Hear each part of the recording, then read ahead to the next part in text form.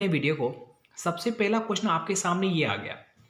आपसे पूछा गया है इस क्वेश्चन के अंदर, मैं बिल्कुल फालतू की कोई बात नहीं करूंगा। मेरा उद्देश्य रहेगा कि ज़्यादा से ज़्यादा क्वेश्चंस को बताया जाए। तो यहाँ पर लिखा हुआ है कि रेनी डे का मतलब क्या होता है। आपको एक इडियम पूछा है, रेनी डे का मतलब क्या होता है। देखिए, मैं आपको याद भी कराता हूँ। रेनी डे समझो जैसे बारिश का दिन।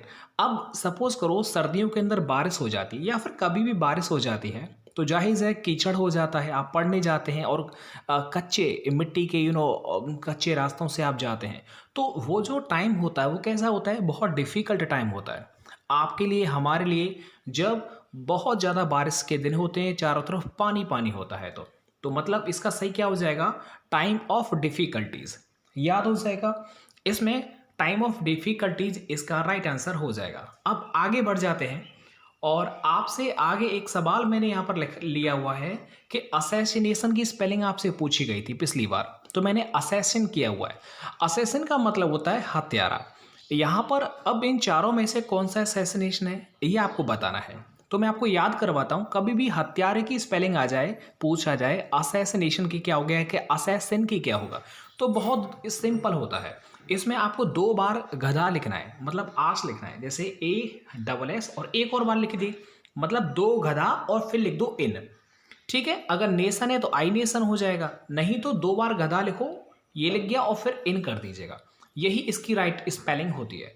तो इनमें से 2 गधा बताओ कौन सा है, जल्दी से। ASSIN, यानी कि बी वाला ये एकदम सही है, याद हो जाएगा। पहले वाले में रेनी डे मतलब बारिशों के दिन, बारिश के जो दिन होते हैं वो बहुत डिफिकल्टीज होता है, ठीक है, देहात में, गाँव में, क्योंकि वहाँ पर रोड्स नहीं होते हैं। इसके बाद आपसे 5वां एक सवाल मैंने यहाँ पर लिया हुआ है, और मैं पेपर्स के अंदर ज़्यादातर मैं एरर्स को रख देता हूँ। उसका मेन रीज़न ये होता है कि पूरी इंग्लिश का अगर आपको पता है तो आप बेहतर बता सकते हैं, नहीं तो नहीं बता पाएंगे। इसमें सीखने को बहुत कुछ मिलता है।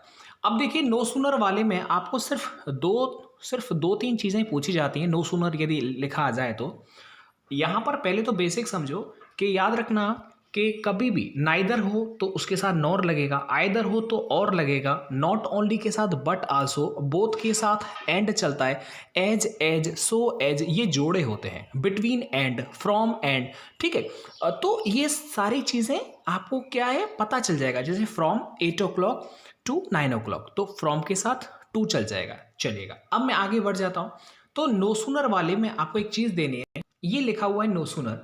इसमें आपको एक चीज देखो, कभी भी याद रखना, अगर नो सूनर आपके सामने दिख जाए तो इसके बाद ये तुरंत देखना, या तो डिड आएगा या हैड आएगा, इन दोनों में से कोई सा भी आ सकता है, कोई परेशानी वाली बात नहीं है, ठीक है। तो पहला आपको ये याद रखना है नो सूनर वाले में कि नो सूनर के जो बाद है वो यहाँ पर जो हेल्पिंग वर्ब आएगा वो या तो हैड आएगा या डिड आएगा।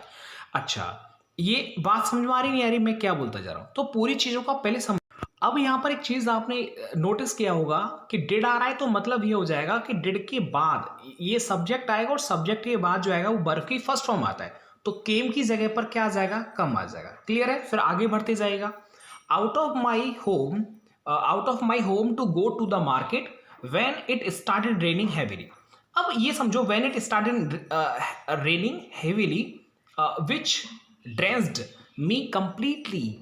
अब ये समझिएगा कि आपका जो सेंटेंस है वो जो स्टार्ट हो रहा है वो कहाँ से हो रहा है, पहले आप इस चीज पर थोड़ा सा ध्यान दीजिएगा, ठीक है। जब आपको ये समझ में आएगा कि मामला क्या चल रहा है तो आपको समझ में धीरे धीरे आ जाएगा। देखिएगा, यहाँ पर ये जो इसने कंजंक्शन जोड़ा है वैन, ये वैन नहीं आता। नो सूनर में जो कंजंक्शन आता है आगे वाले सेंटेंस को जो जोड़ता है वो हमेशा देन के साथ जोड़ा जाता है, ना कि किसी और के साथ में। तो देन ये वाला आता है, ना कि ई वाला। तो देन को भी आप थोड़ा सा, हाँ, ये चीज धीरे धीरे आपको क्या समझ में आने लगेगा कि मैंने क्या बोला, ए वाला आता है ना कि ई वाला। तो देन में बस यही चीज है नो सूनर वाले में। 3 चीजें याद रखना, नो सूनर के साथ में या तो डिड आएगा या हेड आएगा। डिड आएगा तो ये वर्ब की फर्स्ट फॉर्म आती है, अगर हेड आएगा तो ये थर्ड फॉर्म आती है, ठीक है, ये क्लियर हो जाएगा। उसके बाद आगे जो कंजंक्शन चलता है वो नो सूनर के साथ हमेशा क्या चलेगा, देन लगेगा, वो कौन सा, ए वाला। क्लियर है, कोई डाउट तो नहीं है इसमें। चलो अब मैं आगे बढ़ जाता हूं। आगे लिखा हुआ है, ये बहुत अच्छा क्वेश्चन है, हो सकता है एक से ज्यादा एरर भी मैंने इसमें लिखा हुआ है। उद्देश्य ये है कि आप ज्यादा से ज्यादा समझ पाएं, कैच कर पाएं, और आप आइडेंटिफाई कर पाएं कहां पर मिस्टेक चल रहा है। ये सेंटेंस लिखा हुआ है कि my sister in law who lives in Kolkata have come to stay with us. अब ये समझिए, क्या इस सेंटेंस में कुछ गलतियां नजर आ रही हैं आपको? जी बिल्कुल आ रही हैं। पहली बात तो आप जब भी कभी ये रिलेशन देखते हैं तो आपको, मुझे पूरा भरोसा, आपको समझ में आ जाता होगा कि सर गलती यही बना होगा। कभी भी देखो माई सिस्टर इन लॉज और आगे लिखा है हु लिव्स, इसका मतलब ये हो गया कि अगर हु लिख रहा है और आगे लिव्स भी आ रहा है तो इसका मतलब इस सेंटेंस में दो गलतियां मुझे यहां पर देखने को मिल रही हैं। अब वो दो गलतियां कौन कौन सी हैं, पहले आप ये देखो, सिस्टर इन लॉज जो लिखा है ना, पहले तो आप इसे सिंगुलर करिएगा, माई सिस्टर इन लॉ मतलब मेरी साली। अच्छा, आगे लिखा है हु लिव्स, जो रहती है इन कोलकाता, यानी कि मेरी जो साली है जो कोलकाता में रहती है, ठीक है, रहती है, have come to stay with us, हमारे साथ रहने के लिए आ गई है। तो लड़की तो एक है, साली एक है, ना कि एक से ज्यादा। तो ये बताओ हैव क्यों आएगा भाई? यहां पर तो हैज आएगा, क्योंकि लड़की जो साली है कोलकाता में रहती है वो हमारे पास आ गई है रहने के लिए। इसका मतलब हो गया कि लड़की के बारे में बात की जा रही है, तो ये जो वर्ब आएगा आगे वाला वो भी तो उस लड़की के अकॉर्डिंग ही आएगा, इसलिए यहां पर हैज आ जाएगा, ना कि हैव आएगा। ठीक है, तो इसमें दो तीन तरीका से गलतियां थी, क्योंकि अच्छा एक और गलती देखिएगा, माई सिस्टर इन लॉज का जो प्लूरल होता है ना भाई, वो माई सिस्टर्स इन लॉ होता है, ना कि लॉज। तो लॉज में तो कभी एस लगता ही नहीं है, पहली बात। जब ये अगर मान लो ये भी अगर माई सिस्टर्स हो जाता, ये प्लूरल हो जाता, तो फिर हम लिव्स में से एस को हटा देते, क्योंकि वो प्लूरल बन जाता। तो ये हो जाता my sisters in law who live in Kolkata have come to stay with us, तो ये ऐसे बन जाता। चलेगा, अब मैं आगे बढ़ जाता हूं, आपको समझ में आ रहा होगा, पूरा भरोसा है कि दो तीन चीजें जो है कंफर्म आपको तभी हो जाएगा। आगे एक और सवाल, बड़ा ही अच्छा क्वेश्चन मैंने यहाँ पर लिया हुआ है, एकदम सिलेक्टेड ही लिया है मैंने। मैं नहीं चाहता हूँ कि छोटी छोटी चीज़ें आपको जो है बताई जाएं। अब ये लिख रहा है कि as it came to a stop the conductor called over in a loud voice, मतलब as it came to a stop, जैसे ही स्टॉप आया, the conductor called over in a loud voice, और कंडक्टर ने क्या है, जोर से आवाज लगा दी कि भाई स्टॉप आ गया, उतरने वाले उतर जाइएगा। अब इस सेंटेंस में आपको एक चीज समझ में आ रही होगी कि ये जो फ्रेजल वर्ब इस्तेमाल की गई है कॉल ओवर, तो कॉल ओवर तो नहीं होना चाहिए भाई, कॉल ओवर का मतलब नहीं होता, देखो कॉल ओवर जो है इसकी जगह कॉल आउट होना चाहिए। तो कॉल आउट का मतलब क्या होता है कि मतलब जोर से बोलना, समझ में आया? कॉल आउट का मतलब क्या होता है, जोर से बोलना। तो कॉल ओवर नहीं होता, कॉल आउट होता है, क्योंकि जैसे ही स्टॉप आएगा और कंडक्टर ने आवाज लगा दी, जोर से बोला कि स्टॉप आ गया, तो कॉल आउट का मतलब होता है to speak loudly, call out loudly as of names of numbers, कुछ भी हो सकता है वो। इसलिए यहां पर ओवर नहीं आता, आउट आना चाहिए, क्योंकि कॉल आउट का मतलब होता है आवाज लगाना, जोर से बोलना। क्लियर है? तो ये फ्रेजल वर्ब वाला एक मैंने क्वेश्चन यहां पर ले लिया था, पूरा पेपर लिया है मैंने, देखो इडियम्स लिया है, वन वर्ड लिया है, PQRS टाइप लिया है। ठीक है, आगे पेपर्स में और बेहतरीन करूंगा, बस आपका साथ मिलना चाहिए। आगे देखो, these kind of clothes are rather expensive for me to buy. ये जो सेंटेंस लिखा है वो बहुत सीखने को आपको मिलेगा, गलतियां आगे से मत करिएगा। अब समझिएगा इसमें क्या गलती है। हो सकता है आपको ये नॉर्मल लगे कि सर ये तो हम जानते हैं, लेकिन इसमें देखना आपको बहुत चीजें सीखने को मिलेगा। चलिए अब मैं आगे बढ़ता हूं और चीजों को जो है बताता हूं। यहां पर लिखा हुआ है दीज काइंड ऑफ क्लॉथ्स, ये सेंटेंस जो पहला पार्ट है ना भाई, ये इसमें गलती है। इसमें गलती क्या है, पहले ये समझो कि अगर कभी भी काइंड ऑफ आ जाए ना, तो पहले आप ये समझ लिया करो कि काइंड ऑफ से पहले जो आ रहा है ना, वो जैसा आएगा वैसे ही तो काइंड आएगा। यानी दीज क्या है, प्लूरल है, तो प्लूरल है तो काइंड भी प्लूरल आएगा। तो इसलिए यहां पर काइंड की जगह पर काइंड्स आ जाएगा, kinds of cloth, these kinds of cloth. समझ में आ गया? क्योंकि अगर दीज है और या फिर दोज है तो ये प्लूरल होते हैं, तो इसके साथ जो ये काइंड चलता है ये भी क्या होता है बताओ जल्दी से, प्लूरल होता है। क्लियर बात है ना? और आपको पता है क्लॉथ्स एक से ज्यादा की बात की जा रही है, तो इसलिए दीज और दोज में से कुछ भी आ सकता है। तो ये गलती आप कभी मत करिएगा, मैंने आपको ध्यान दिला दिया कि यहां पर दीज काइंड्स ऑफ क्लॉथ्स आना चाहिए। ठीक है, क्यों आया? क्योंकि दिस दैट आता तो ठीक है काइंड, ठीक है। अगर दीज दोज आ जाता है तब फिर आपको जो है काइंड्स में भी लगाना पड़ता है, और पीछे वो चीज दे रखी है उसमें भी प्लूरल बनाना पड़ता है। तो यहीं पर बस एक ही ये गलती थी जो मैंने आपको समझा दी। चलो अब मैं आगे बढ़ जाता हूं। एक आपसे ये देखो कितना बढ़िया पूछा है, एन एक्स टू ग्राइंड। क्या आप ये बता सकते हैं कि इसका मतलब क्या होता है? एन एक्स टू ग्राइंड का मतलब क्या होता है? इसका देखो बिल्कुल से मीनिंग आपको याद कर लेना है, और वो ये होता है, मतलब to have a selfish motive, यानी कि कोई भी इरादा जो क्या है, सेल्फिश वाला है। एन एक्स टू ग्राइंड का मतलब ये हो जाएगा। ठीक है, क्लियर है, याद हो जाएगा। इसका मतलब ये होता है कि अपना उल्लू सीधा करना। एन एक्स टू ग्राइंड हो जाएगा, क्लियर है ना। अरे मतलब ये बोल सकते हैं कि have a dispute, to take up with someone, have an alternative motive. तो ये सारी चीजें, इसको थोड़ा सा आप ध्यान रखिए। चलो अब मैं आगे बढ़ जाऊं। आगे आपसे एक और सवाल बड़ा ही अच्छा पूछा है, और मैं चाहूंगा कि इसे आप पहले पढ़िएगा, उसके बाद मैं आपको फिर जवाब दूंगा कि इसमें क्या गलती है। ठीक है, आप भी देखो, आप भी थोड़ा मेहनत करना सीखिएगा कि आप इसे कैसे पहचान पाएंगे कि इसमें किस पार्ट में गलती हो सकती है। जल्दी से सोच लिया होगा यार, इतना तो मुझे नहीं लगता कि आप इतना ना बता पाए। लिखा हुआ है आई डोंट थिंक, मुझे नहीं लगता, Neha is a wiser as Sonali, she is not competent for this job. ये सेंटेंस लिखा हुआ है, और इसमें आपको एक चीज समझ में आ रही होगी। आपने एक रूल पढ़ा होगा, मैंने अभी बोला था स्टार्टिंग में, जैसे बोथ के साथ एंड चलता है, एज एज सो एज, ये चलते हैं ना।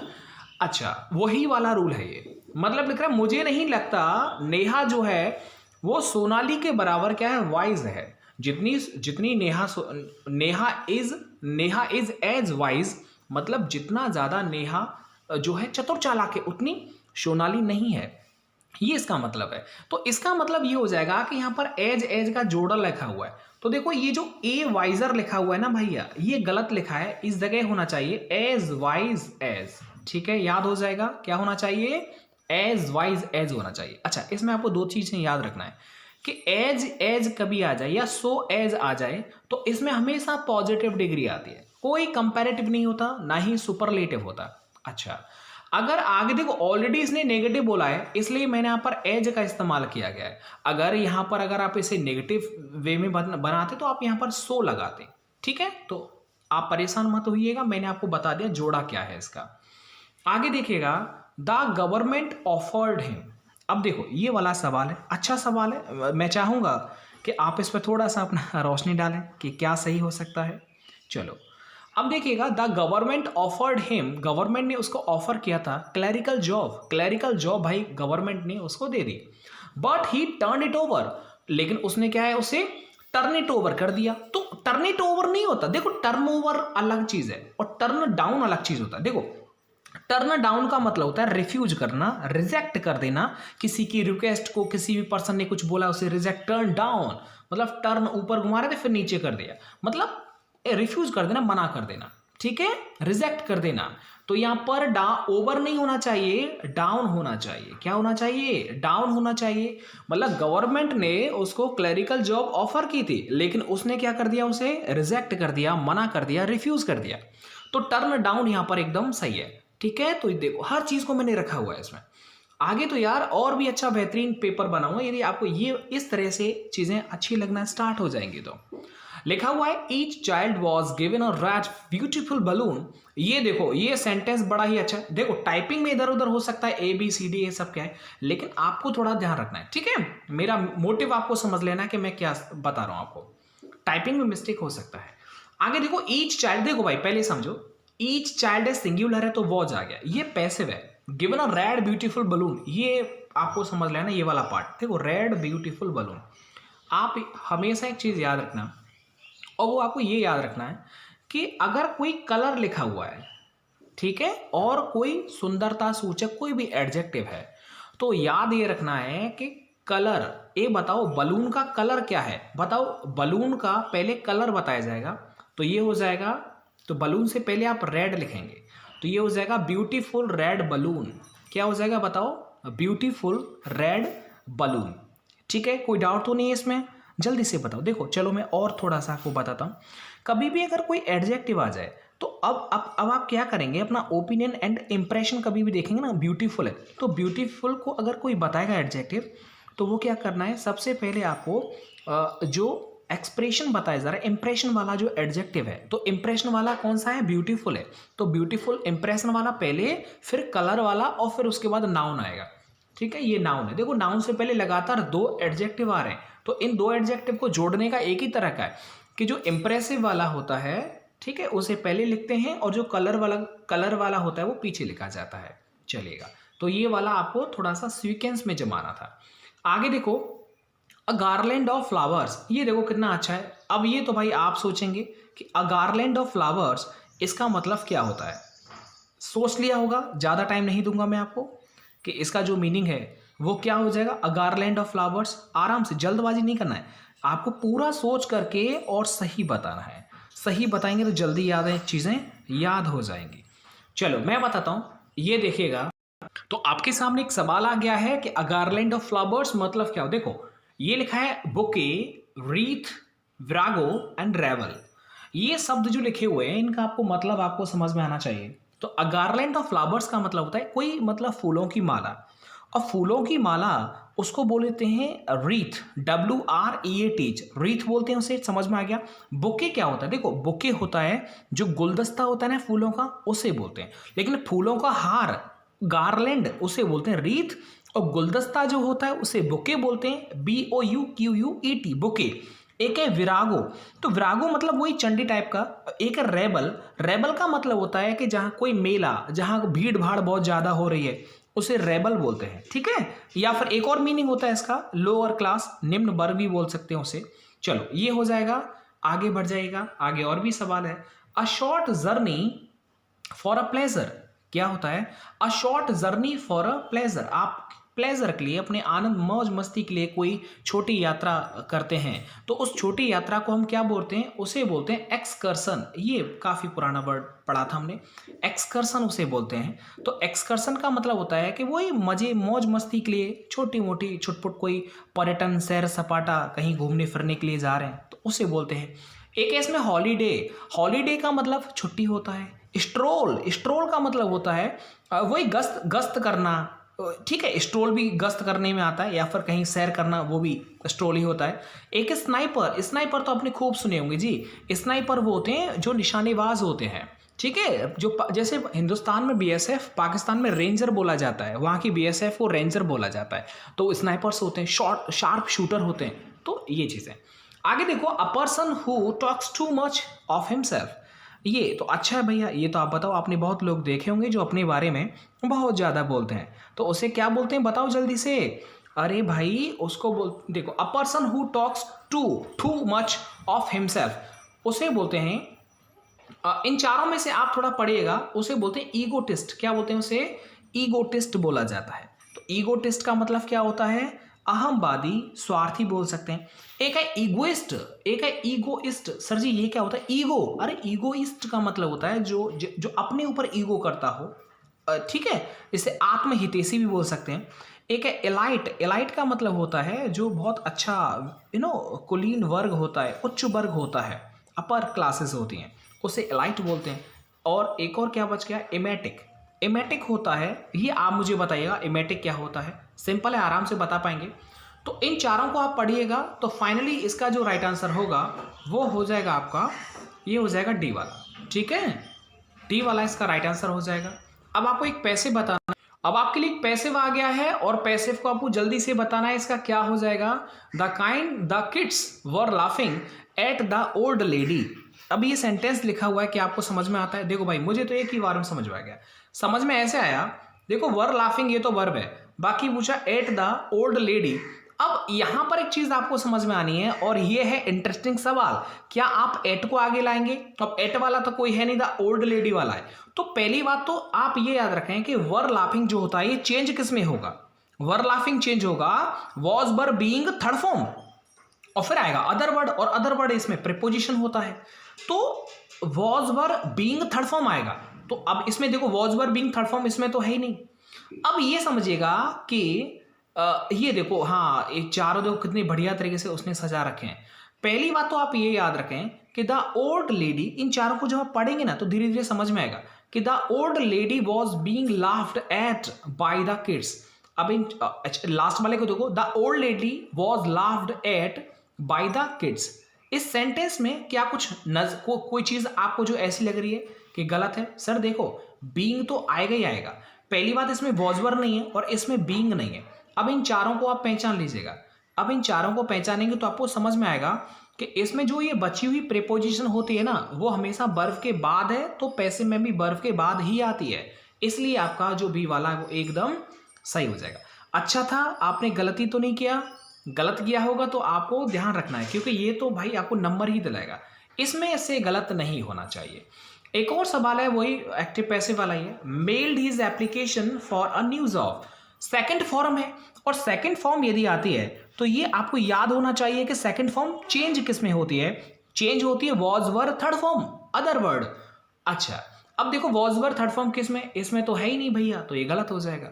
आगे देखिएगा, वॉज वर, इसमें भी वॉज वर थर्ड फॉर्म नहीं है। आगे देखो, हाँ, अब इन दोनों को देखो, बी और डी वाले को, तो देखो the application for a new job was meld by him, क्या ये वाला सही है, या फिर ही वॉज द मेलर? नहीं भाई, मेलर का तो कोई मतलब नहीं आया, ये तो गलत हो जाएगा। फाइनली आपका बी वाला सही है। तो मेलर वर्ड कहां से आ गया इसमें, ऊपर तो है ही नहीं, तो जो ऊपर है वही आपको प्रायोरिटी देना है। अच्छा, अब आपको देखो कितना बढ़िया है, एक और चीज आ गया, और ये आपको मुझे बताना है कि ये बताना है, a cock and bull story. Sir ji ये क्या हो गया? तो यही तो चीज़ है जो आपको पढ़नी है। चलो मैं बताता हूँ आपको। अ कॉक एंड बुल स्टोरी का मतलब क्या होता है, यानी कि जिसके कोई सिर पैर नहीं होते, वे मतलब ऊट पटांग की बात। तो अ कॉक एंड बुल स्टोरी का मतलब क्या होता है, ऊट पटांग की बात, मतलब जो आपने बस काल्पनिक है, रियलिटी नहीं है, इमेजिनरी है। क्या है वो? इमेजिनरी है। तो एन इमेजिनरी स्टोरी उसे बोलते हैं अ कॉक एंड बुल स्टोरी। आगे बढ़ जाइएगा, आगे एक है, अब ये PQRS टाइप का थोड़ा सा अलग फॉर्मेट में बनाया है, आपको ये समझ लेना है इसे आप कैसे सेट सही करेंगे। और अगर आपने ये सवाल है सही कर दिया तो मैं एकदम मान जाऊंगा। देखो इसमें बहुत कुछ नहीं आता ना, तो भी आप इसे बना सकते हैं, बस आपको आगे पीछे से जोड़ना आना चाहिए कि आप इसे कैसे जोड़ेंगे। अब देखो मैं बताता हूँ जोड़ना। पहली बात ये समझो, ये लिखा है the space in front of the large. अब लार्ज के बाद क्या आ सकता है बताओ, लार्ज के बाद क्या आ सकता है? तो पहली बात तो देखो आप लार्ज प्लेस आ सकता है। सर जी देखो वाई वाला तो इसमें कोई है ही नहीं आगे से, तो भैया ये तो नहीं आ सकता, या तो एक्स आएगा या जेड आएगा। अच्छा, अब लार्ज किसी चीज के बारे में वो बता रहा है, क्या चीज लार्ज है, वो है हट, तो इसका मतलब पहले जो आएगा वो एक्स आएगा। क्या आएगा पहले? एक्स। तो जेड वाले को हटा दो, पहले एक्स आएगा। अच्छा, अब मेरे समझ में ये आया, चलो पहले ये तो पहला वाला हो गया। अब इन दोनों में से सेट करके देखो, ये देखो placed several stools before it were. यार ये बताओ, ये पैसे बना है, तो पैसे बना है तो वॉज वर के बाद ही थर्ड फॉर्म आती है पैसे बॉयज में। इसका मतलब जेड के बाद वाई आएगा, मतलब क्या आएगा, जेड के बाद वाई आएगा। तो मतलब क्या बन गया आपका बी वाला राइट आंसर हो जाएगा। बस ऐसे ही आपको जो है सही लगा देना है कि आपका कौन सा सही है। चलो ये पूरा पेपर हो गया, और आप मुझे अगर और सजेशन देंगे तो ज़रूर अच्छे क्वेश्चंस की मैं सीरीज़ को कंटिन्यू करूंगा आपके एग्जाम तक। ठीक है, चलो कोई भी अगर सुझाव है तो आप दे सकते हैं। बाकी वीडियो कैसा लगा ज़रूर बताइए कमेंट करके। मिलता हूं मैं आपको नेक्स्ट वीडियो के साथ। वीडियो को देखने के लिए आप सबका बहुत बहुत शुक्रिया।